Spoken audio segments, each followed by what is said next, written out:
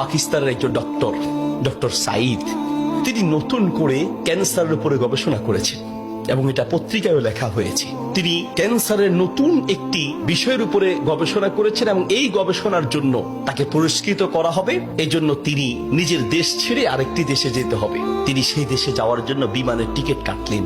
তিনি তার জীবনে দোয়ার যে ফল, দোয়ার মাধ্যমে যে কি করে অসম্ভব সম্ভব হয় তার বাস্তবতা তিনি নিজ মুখে বলছেন যে আমি বিমানের টিকিট কাটলাম, বিমানে উঠলাম, মনে বড় আনন্দ। দীর্ঘদিনের গবেষণার পরে আজ আমি পুরস্কার পেতে চলছি। বিমানে ওঠার পরে 1 ঘন্টা কোন রকম বিমান চলার পরেই আমাদেরকে পাইলট বলল যে আপনারা বেল শক্ত করে বাঁধেন, কারণ বিমানের যান্ত্রিক ত্রুটির কারণে সামনে আগাতে পারবে না। আশেপাশের যে কোনো একটা এয়ারপোর্টে আমরা সুযোগ পেলেই সেখানে ল্যান্ড করব। তিনি বললেন। কিছুক্ষণ পরেই বিমানটা ল্যান্ড করলো। আমি একেবারেই ভেঙে পড়লাম যে আমার বোধহয় যাওয়া হবে না। বিমান ল্যান্ড করার পর জিজ্ঞেস করলাম এটা কি যাবে? বলছে যে ত্রুটি, এটা আজকে যাবে না। তাড়াতাড়ি বলছেন যে আমি সেই বিমান বন্দরে বিমান থেকে নেমে চলে গেলাম ইমিগ্রেশন কাউন্টারে, গিয়ে বললাম যে আমি তো ওই জায়গায় যেতে চাই, পরবর্তী বিমান কখন? বলছে পরবর্তী বিমান কমপক্ষে 16 ঘন্টা পরে, আর এই বিমান যাওয়া সম্ভব নয়। তাহলে আমি কি করব? বলছে আপনি একটা কাজ করেন, যতদূর এসেছেন 3 থেকে 4 ঘন্টার মধ্যে আপনি পৌঁছাতে পারবেন যদি দ্রুত একটা প্রাইভেট কার নিতে পারেন।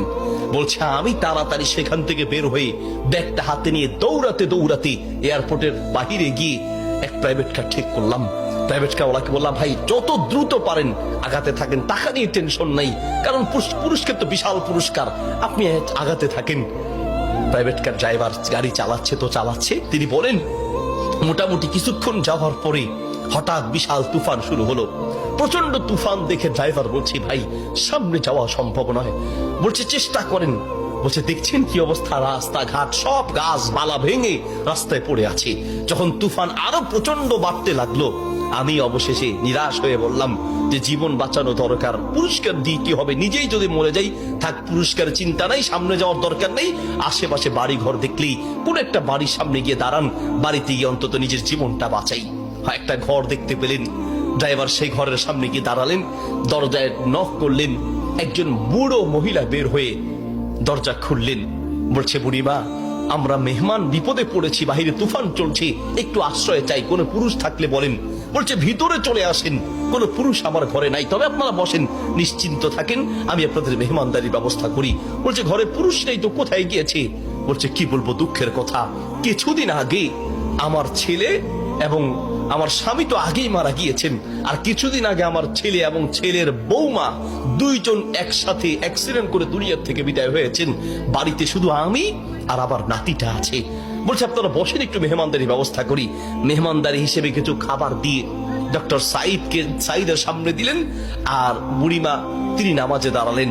নামাজ শেষের দিকেই তার নাতি হাউমাউ করে চিৎকার করে কান্না শুরু করলেন। প্রথম থেকে কাঁদছেন অল্প আস্তে আস্তে, পরে প্রচন্ড চিৎকার। ডক্টর সাইদ বলেন বুড়িমা আপনি কি করছেন, একটু নাতিটাকে নিয়ে আসেন, এইভাবে কাঁদছে কেন? পরে নাতিটাকে কোলে করে নিয়ে আসলেন। ডক্টর সাইদ জিজ্ঞেস করলেন যে তার চেহারা পুরো নীল হয়ে আছে, তার কারণটা কি, ওর কি রোগ হয়েছে? বলছে ডাক্তার সাহেব কি বলবো দুঃখের কথা, আল্লাহ আমাকে পরীক্ষা করছেন। আমার স্বামী তো অনেক আগেই দুনিয়া থেকে বিদায় হয়েছে, আমার সম্বল ছিল আমার ছেলে, সেই ছেলেটাকে আল্লাহ নিলেন, ছেলের বৌমাকেও নিয়ে গেলেন।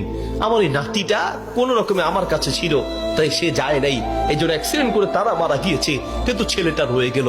এখন এই ছেলেটার একটা কঠিন মারাত্মক ক্যান্সার হয়েছে, যার চিকিৎসা আমাদের দেশে সম্ভব নয়। ডাক্তার সাইদ বলছে আপনি কি দেখিয়েছেন? বলছে হ্যাঁ, এটা নতুন ধরনের ক্যান্সার, এলাকায় যাকেই দেখাই সবাই একই কথা, আমাদের পক্ষে সম্ভব নয়। তো ডাক্তাররা কি পরামর্শ দিয়েছে? বলছে পাকিস্তানে যেতে। পাকিস্তানে একজন ডাক্তারের নাম বলেছে, তিনি এই নতুন রোগের, এই নতুন ক্যান্সার উপরে তিনি গবেষণা করেছেন, তার কাছে গেলে নাকি ভালো হবে। ডাক্তারের নাম বলেছে? বলছে নাম তো বলেছে, কিন্তু ঠিকানা তো কিচ্ছু জানা নাই। কিন্তু আমার বিশ্বাস, আমি প্রত্যেক নামাজের পরে এবং সেজদায় গিয়ে আল্লাহর কাছে দোয়া করি, কারণ আমার বিশ্বাস মানুষের পক্ষে অসম্ভব হতে পারে, আল্লাহর পক্ষে অসম্ভব বলতে কিচ্ছু নাই। আল্লাহু আকবার। আমি প্রতিদিন নিয়মিত আল্লাহর কাছে দোয়া করি, মালিক আমি তো সেই ডাক্তার হসপিটাল কিচ্ছু চিনি না, আমার পক্ষে চেনা সম্ভব নয়, তার কোনো ঠিকানাও কারো জানা নাই। তিনি নাকি পাকিস্তানের ডাক্তার। বুড়িমা বলেন তো সেই ডাক্তারের নাম কি? বলছে সেই ডাক্তারের নাম নাকি ডক্টর সাইদ, নতুন করে তিনি নাকি এই ক্যান্সার উপরে গবেষণা করেছেন। বলছে বুড়িমা কসম করে বলেন তো ডাক্তার সাইদের সাথেই আপনাকে দেখা করতে বলেছে?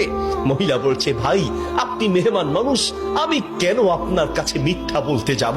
ডাক্তার সাইদ তিনি নাকি নতুন করে ক্যান্সার উপরে গবেষণা করেছেন, আপনার বাড়ি কোথায়? ডাক্তার সাইদ বলল বুড়িমা আমি আপনাকে কসম করতে বলেছি এই জন্য যে আমি বড় অবাক হয়েছি, আল্লাহ যে বান্দার দোয়া কিভাবে কবুল করেন, আল্লাহ যে মানুষের দোয়া কিভাবে কবুল করেন, আমি এখন বুঝতে পেরেছি কেন আমার বিমান নষ্ট হয়েছে, আমি এখন বুঝতে পেরেছি কেন আমি প্রাইভেট কারে উঠেছি, আমি এখন বুঝতে পেরেছি কেন তুফান শুরু হয়েছে, আমি এখন বুঝতে পেরেছি লক্ষ লক্ষ বাড়ি ঘর থাকতে কোথাও না গিয়ে আপনার বাড়িতে কেন এসেছি, আমি এখন বুঝতে পেরেছি আল্লাহ বান্দার দোয়া কিভাবে কবুল করে। বুড়িমা আপনি যে ডাক্তার সাইদের জন্য দোয়া করছেন সেই ডাক্তার সাইদের কাছে পাকিস্তানে যেতে হবে না, টেনে টেনে তাকে আপনার বাড়িতে নিয়ে এসেছেন, আমি ডাক্তার সাইদ আপনার বাড়িতে উপস্থিত আছে। আল্লাহু আকবার। প্রিয় ভাইয়ের আমার, আসা আন তাকরাহু শাইআন ওয়া হুয়া খায়রুল লাকুম ওয়া আসা আন তুহিব্বু শাইআন ওয়া হুয়া শাররুল লাকুম।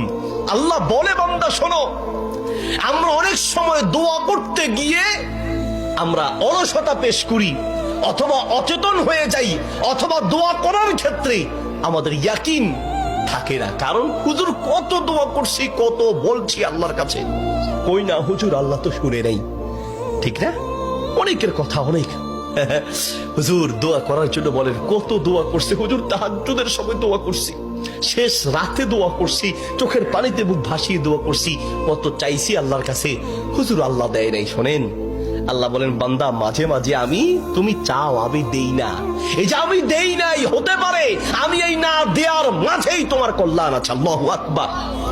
আমরা জানি না, হতে পারে ওই যে আল্লাহ দেয় নাই সেটার মধ্যেই আপনার জন্য কল্যাণ দিয়েছি। এই জন্য দোয়া করবেন, পান বা না পান দোয়া করে যাবেন।